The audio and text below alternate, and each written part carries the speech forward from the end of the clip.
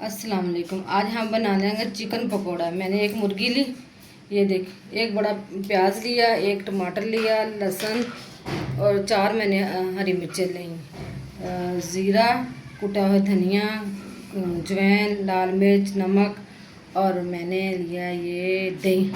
अब मैं करने लगी इसमें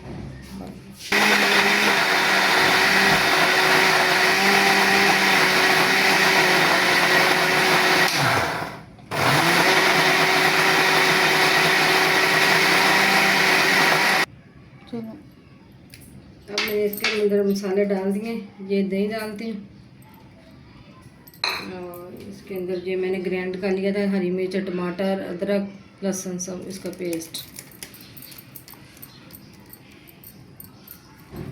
वो मैंने लिए बेसन के, ये देख, हाफ टेबल स्पून मैंने लिया फूड कलर। अब मैं इसको करूँगी मिक्स।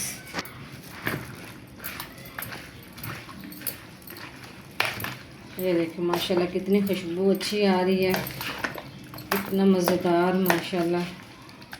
ये देख, आपको मैं तो छोड़ दूँगी। ये देख कितनी अच्छी खुशबू आ रही है माशाल्लाह, कितना अच्छा कलर भी है और मज़ेदार भी है।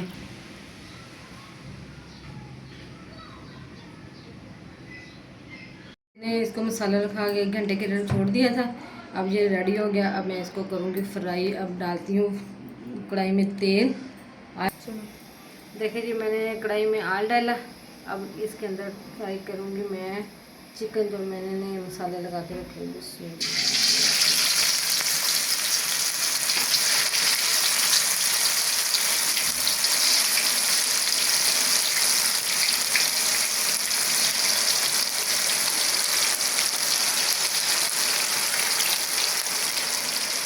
ये देखिए कितना मज़ेदार और खुशबू कितनी अच्छी माशाल्लाह आ रही है। ये देखिए ये कितना टेस्टी है। ये देखिए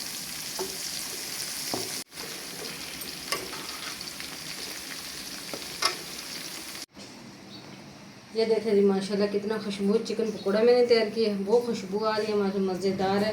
साथ मैंने चटनी बनाई है, रायता और साथ सलाद काटा। बहुत ही खूबसूरत माशाल्लाह। खाएं और बताएं कैसे है माशाल्लाह।